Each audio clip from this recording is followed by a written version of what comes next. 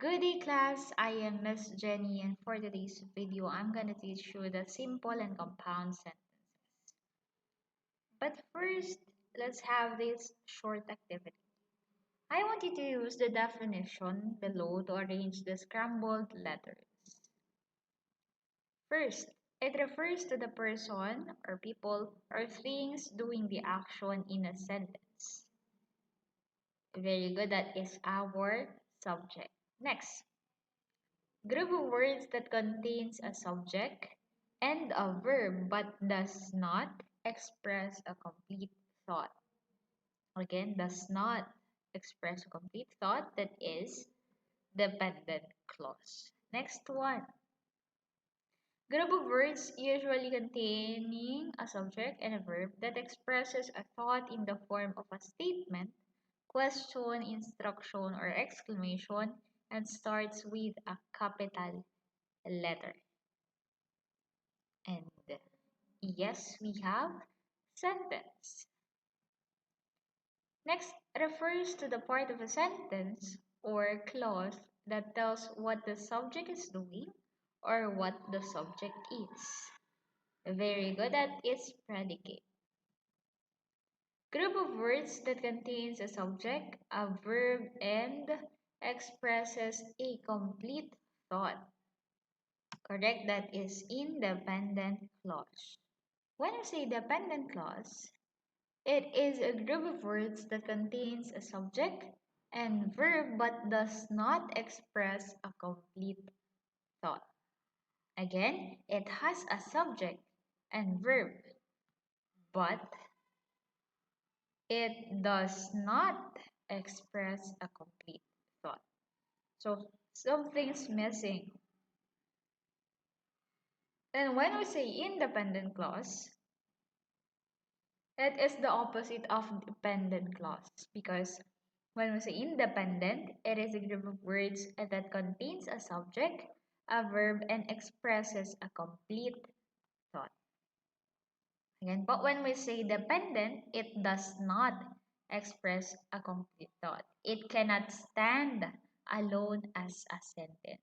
But when we say independent, it expresses a complete thought and it can stand alone as a sentence. And when we say coordinating conjunction, it joins sentences with related and equal ideas. We have examples, the fanboys or for and nor but or yet and so. Okay, so we have this.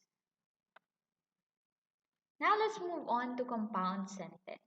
If a simple sentence has only one independent clause, which means that it only has one subject and one predicate, when we say compound naman po, it has two independent clauses, which means that we have two complete subjects, two complete predicates, and a presence of coordinating conjunction. A while ago, we already discussed the coordinating conjunction. It joins two sentences. The examples are the fanboys or the acronym fanboys for and nor but or yet and so. Again, remember two independent clauses. Example, I like swimming and I like running.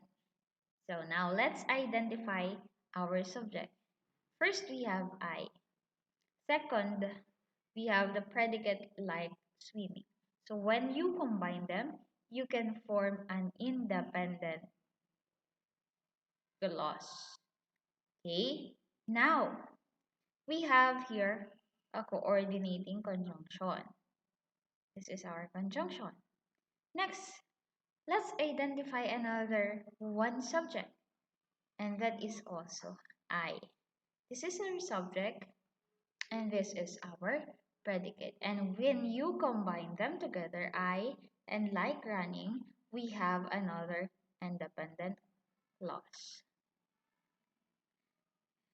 If you still remember the definition, when we say compound sentence, we have two independent clauses. So here in our example, we have two independent clauses, and those are I like swimming, I like running.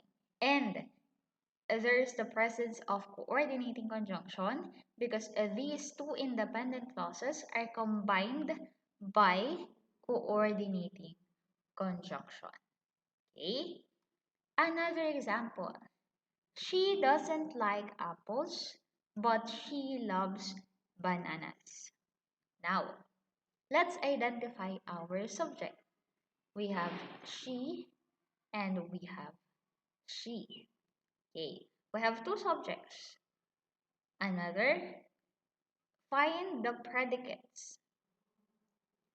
We have doesn't like apples and loves bananas.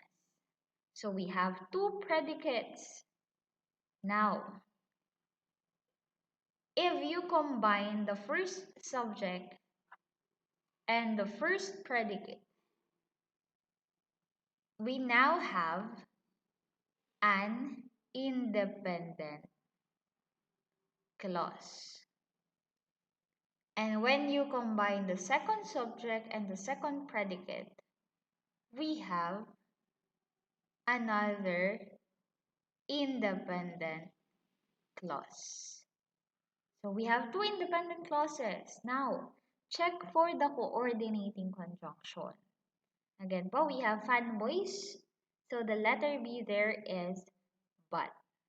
So now we have coordinating conjunction.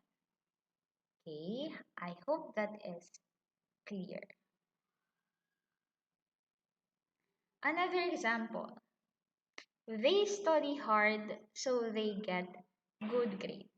Now, another way to identify if it is compound sentence, you have to first identify the coordinating conjunction. So here in this sentence or example, where is our coordinating conjunction? Fanboys. So the letter S there is so. So we have coordinating conjunction. Now, the sentence before the so, ask yourself, is it an independent clause? Is this clause, can this clause stand alone as a sentence? Let's see. Do we have a subject? Yes, we have. That is they. Do we have a predicate? Of course we have. That is study hard. Okay, so now we have one independent clause. Now, the other clause or the clause after so or our coordinating conjunction, you have to also ask yourself, can this clause stand alone as a sentence? How are you going to know that? First, ask yourself, does it have a subject? Yes, it has a subject.